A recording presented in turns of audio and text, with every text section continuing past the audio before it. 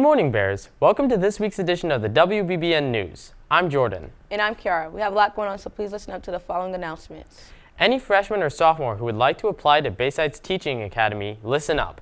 Applications are available on Bayside's website under the Career Academics tab. They are due to Ms. Laham in room 745 by May 1st. Are you looking to improve your basketball skills? If you are the male athlete and are hoping to earn a spot on the men's basketball team next year, listen up. There are still spots available on the travel basketball team. For workout and practice information, please see Coach Miller in room 601 or email him at miller.daniel@brevardschools.org. Workouts are held Monday through Thursday from 4:45 to 5:45 p.m. in the weight room. Any student who is interested in taking the ASVAB on April 8th, listen up. You can sign up to take the test in guidance. This test is for any student interested in joining the military after school. Bayside Theater Arts made an amazing showing at the State Thespian Festival in Tampa over spring break. Sasha Grabick, Ali Mowry, and Stephanie Sanchez all earned superiors in their events. Additionally, Ali Mowry and Stephanie Sanchez were awarded top honors for their duet acting scene. Congratulations, thespians. The Patient Corps Assistant Program is now accepting applications for the next school year. See Mrs. Carabello in room 666 during B-Lunch to apply. Bayside's Instrumental Department will be offering some new electives next year. Courses will include AP Music Theory, Guitar, and Keyboard. See your guidance counselor for more information on how to sign up. We'll be right back after this. With registration right around the corner, the WBBN crew is looking for several recruits to replace outgoing members. The major responsibility of TV Productions on campus is to inform the student body about upcoming events, club meetings, and important information about academics through the weekly afternoon announcements.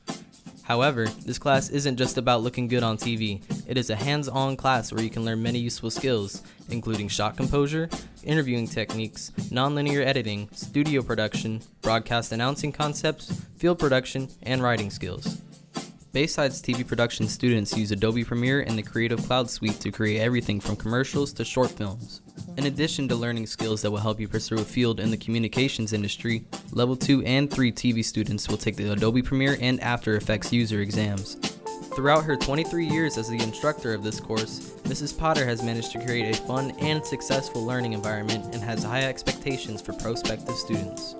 What I'm looking for in a student who might be interested in taking TV productions is someone who can bring a lot of creativity to the group.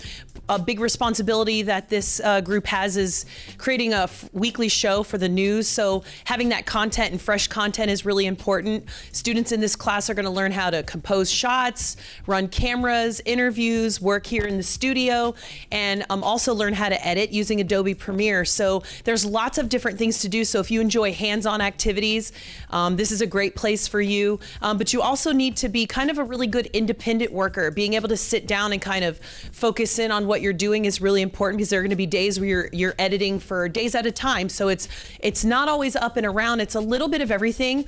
Your class period goes by really fast, and sometimes you think you run out of time because you have so much to do. So if you'd like to stay busy, you're creative, you enjoy writing, filming, editing, this is definitely the place for you.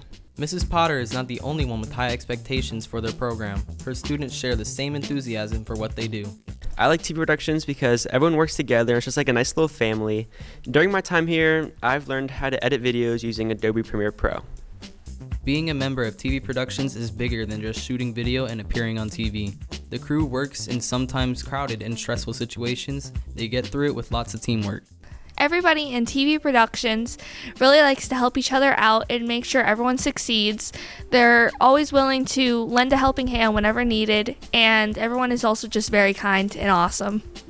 If this sounds like a course you would be interested in taking, email Mrs. Potter in room 206 for more information or check it off on your registration form.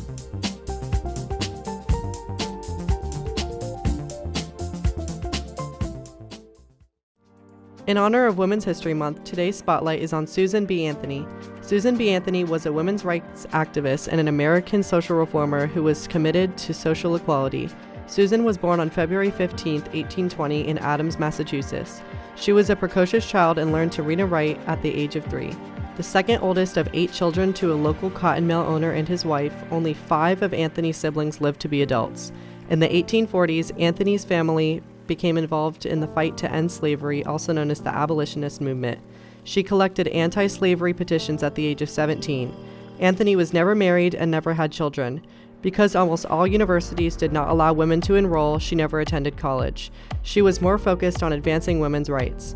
Throughout the 1850s and 1860s, Anthony honored her speaking and organizational skills, continuing her involvement with the temperance movement, fighting for equal wages, abolition of slavery, and suffrage.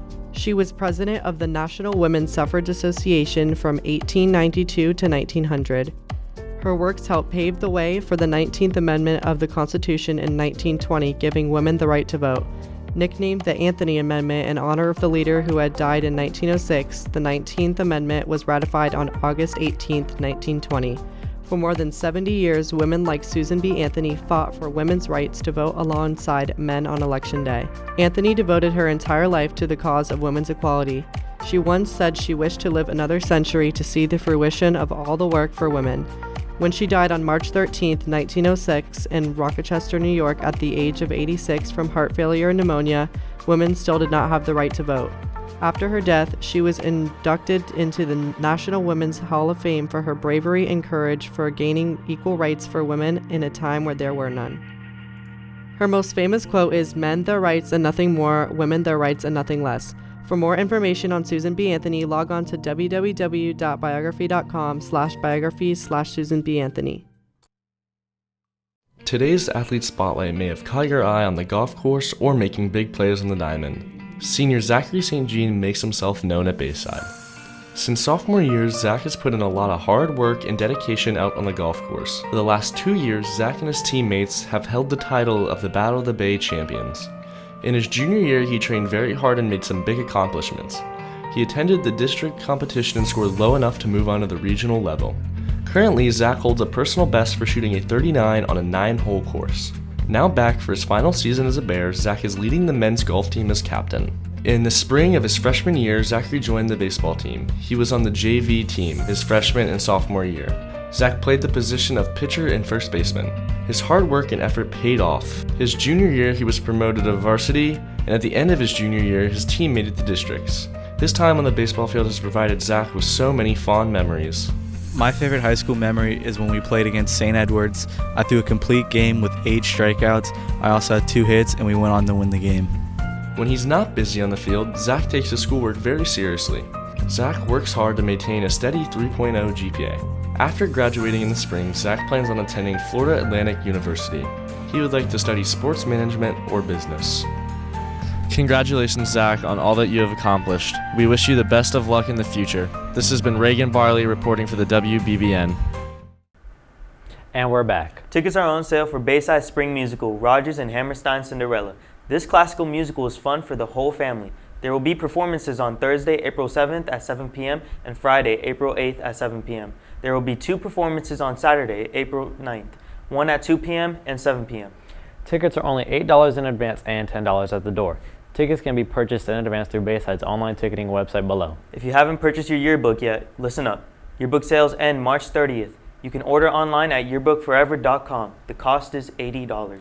If you are interested in joining the yearbook staff next year, see Ms. Fowler in room 642 for an application. The deadline to apply for this class is April 1st. Right before spring break, our band and orchestra students travel to Eau Gallie and Satellite High School for their district concert MPA performances. We are proud to announce that our Sinfonetta Orchestra, Bayside Philharmonia, and Symphonic Band all received excellent ratings on stage and superior ratings in sight reading. We are also proud to announce that our Wind Ensemble received straight superior ratings on stage and in sight reading, which qualifies them to move on to the State Concert MPA. Congratulations to our instrumental music program. SGA will be collecting donations of feminine products before school in room 8112, the week of April 4th to the 7th. Students will receive raffle tickets for each item they donate and earn a chance to win raffle for tasty baked goods from Publix. We encourage you to donate and show your support. That wraps up this week's edition of the WBBN News. Make sure you like us on Facebook, follow us on Instagram, and subscribe to our YouTube channel at Bayside WBBN. Have a great weekend, Bears.